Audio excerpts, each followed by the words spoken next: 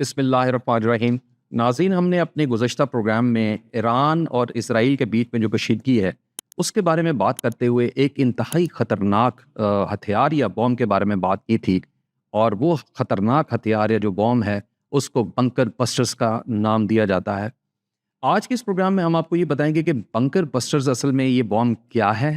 یہ کس حد تک نقصان پہنچا سکتا ہے، ایران اس بنکر بسٹر سے کیسے بچ سکتا ہے،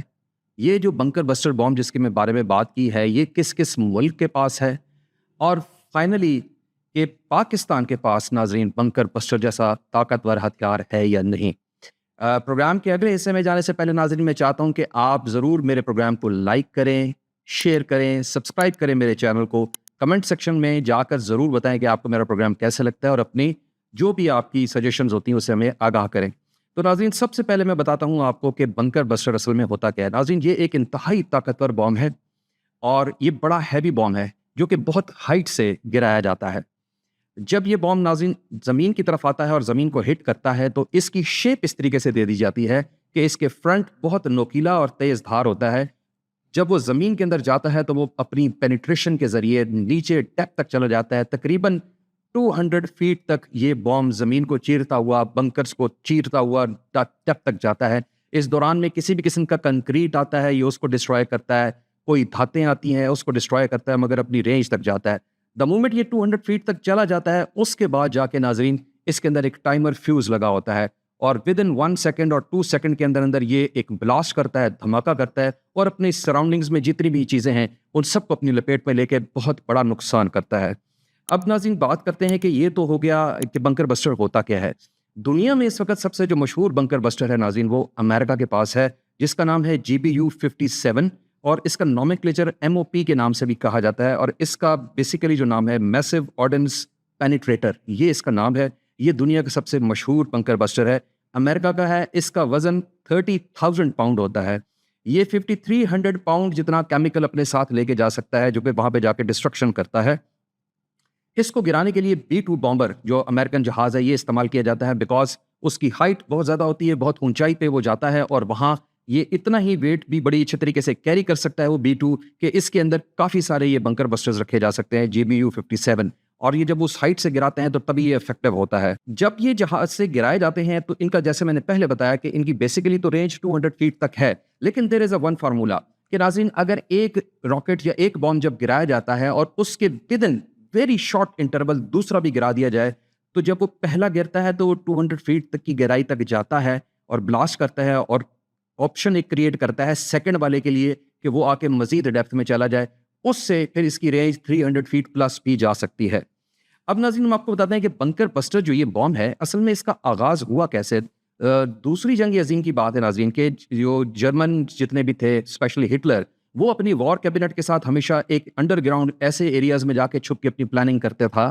کہ امریکہ جتنے بھی آپ کے اتحادی تھے اس وقت ان کو یہ فیل ہوا کہ ہمیں کوئی ایسا بام ہمارے پاس ہونا چاہیے جو کہ ڈیپ ڈاؤن دی گراؤنڈ جائے اور جا کے یہ جو جرمن کے بنکرز ہیں اور ان کے جو ہیڈ کوارٹرز ہیں ان کو ڈسٹرائے کرے، کیونکہ ان کا ٹارگٹ ہٹلر تھا، مگر اس وقت تک ایسی کوئی چیز سامنے آئی نہیں تھی، although they tried their best. Actually جو اس کا آغاز ہوا تھا ناظرین وہ 1990 کی دہائی میں ہوا، جب امریکہ نے پہلا بنکر بسٹر استعمال کیا عراق کے خلاف، وہ تھا GBU-28۔ اب میں آپ کو یہ بتاتا ہوں کہ اس وقت دنیا میں کس کس ملک کے پاس یہ بنکر بسٹرز ہیں۔ تو سب سے پہلے امریکہ سر فہرست ہے ناظرین، اس کے پاس آلریڈی GBU-28 جو کہ سب سے پہلا بنکر بسٹر تھا وہ موجود ہے۔ اس کے بعد GBU-57 جو دنیا کا سب سے مشہور بنکر بسٹر ہے، BLU-109 ہے، اور BLU-113 ہے۔ اسرائیل کے پاس صرف 2 بنکر بسٹرز ہیں، اور یہ دونوں اس نے امریکہ سے لیے ہوئے جو کہ GBU-28 ہے اور BLU-109 ہے۔ رشیا کے پاس 2 ہیں جس میں ایک ہے KAB-1500 اور دوسرے کا نام BETAB-500 ہے، میں نے اس کو نامنکلیچر یہ دے دیا ہے کہ وہ بیتاب 500 ہے۔ چائنا کے پاس DF-15C ہے۔ بھارت کے پاس ناظرین 2 ہیں، ایک ہیمر ہے اور دوسرا اسپائس 2000۔ اور اب فائنلی بات کرتے ہیں پاکستان کی، تو الحمدللہ ناظرین پاکستان کے پاس بھی 3 بنکر بسٹرز ہیں، جس میں ایک SCP-5 ہے، دوسرا البتار ہے، اور تیسرا H4SOW ہے۔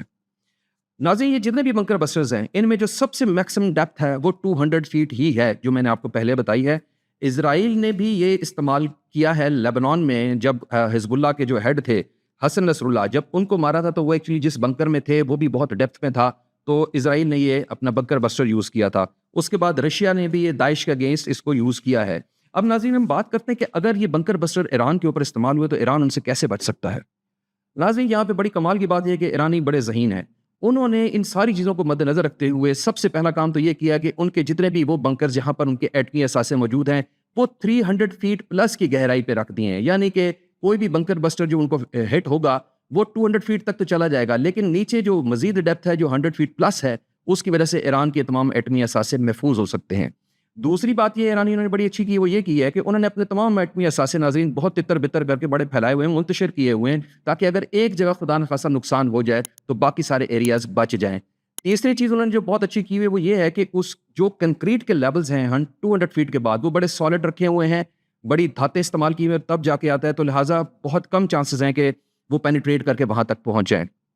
اور چوتھی بات یہ کہ جو ان کا اپنا ایئر ڈیفنس سسٹم ہے وہ انہوں نے کافی اسٹرانگ کیا ہوا ہے، تاکہ اگر B-2 بامبر جیسا کوئی جہاز آتا ہے تو ایک تو اس کو ارلی وارننگ ملے، اور اگر وہ یہ بام گراتا ہے تو اس کو رستے میں ہی ڈیفیوز کیا جائے. تو ایران ابھی تک کی جتنی میری انفارمیشن ہے جو کہ میں نے بنکر بسٹرز کے اوپر دی ہے اور اسرائیل اس کے اوپر بینک کر رہا ہے، ایران کو اس سے کوئی فرق نہیں پڑنا، ایٹمی اثاثے ایران کے محفوظ رہ سکتے ہیں.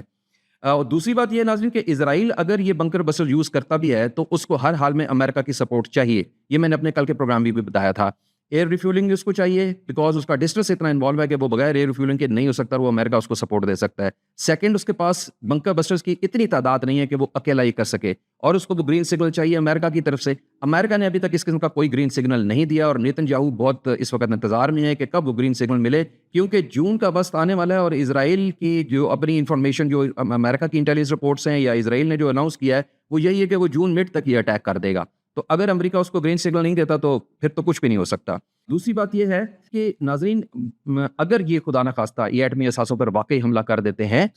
تو جیسے میں نے بتایا ہے کہ ایران کے وزیر دفاع اور ایران کے وزیر خارجہ نے یہ بتایا ہے کہ یہ ہم اس کو فل سکیل وار سمجھیں گے. اگر فل سکیل وار ہوتی ہے ناظرین تو دنیا جو ہے وہ دو حصوں میں آرام سے بٹ سکتی ہے اور جنگ عظیم کا ایک بالکل چانس اوپنلی کریٹ ہو سکتا ہے. ایک اسرائیل بلاک پورا کریٹ ہو جائے گا علیحدہ، جبکہ ایران کے ساتھ سپورٹ میں جو لوگ ہیں وہ علیحدہ کھڑے ہوں گے، جس میں رشیا اور چائنا جیسے سپر پاورز بھی شامل ہیں. لیکن ناظرین ہم صرف جنگ کی بات نہیں کریں گے، ہم کچھ اور حالات کی بھی بات کریں گے کہ معاشی طور پر دنیا کے اوپر بہت بڑے اثرات اور بہت برے اثرات پیدا ہوں گے. ایران ڈیفینیٹلی جب اگر جنگ میں پڑ گیا تو اس نے سب سے پہلے تو جو پیٹرول آئل لوبریکینٹس وہ دے رہا ہے جس میں ڈیزل پیٹرول شامل ہیں وہ سب کی ترسیل روک دے گا، سب کی سیل روک دے گا. جب وہ یہ سیل روکے گا تو پوری دنیا میں اس کی قلت پڑ جائے گی. قلت پڑے گی تو آٹومیٹکلی جو اویلیبل پیٹرول آئل لوبریکینٹس ہیں وہ بہت زیادہ مہنگے ہو جائیں گے. وہ مہنگے ہوں گے ناظرین تو دنیا کی ہر چیز مہنگی ہو جانی ہے، ٹریولنگ مہنگی ہو جانی ہے، ٹریڈ مہنگی ہو جانی ہے. آپ اور میں جو آج جس اماؤنٹ میں جو آٹا خرید رہے ہیں وہ آٹا بھی ہماری پہنچ سے دور ہو جانا ہے، ہماری پہنچ سے گوشت، چکن، یہ سب کچھ ہماری پہنچ سے دور ہو جانا ہے. تو معاشی طور پر پوری دنیا کے اوپر بڑے برے اثرات مرتب ہوں گے، لیکن خاص طور پہ پاکستان اور ایشیا کے تمام ممالک، کیونکہ یہ غریب ممالک ہیں، ان کے ایک تو بہت برے حالات ہو جائیں گے. ایک اور امپورٹنٹ چیز ہے ناظرین جو کہ ابھی تک نظر انداز کی گئی ہے، اور وہ کیا ہے کہ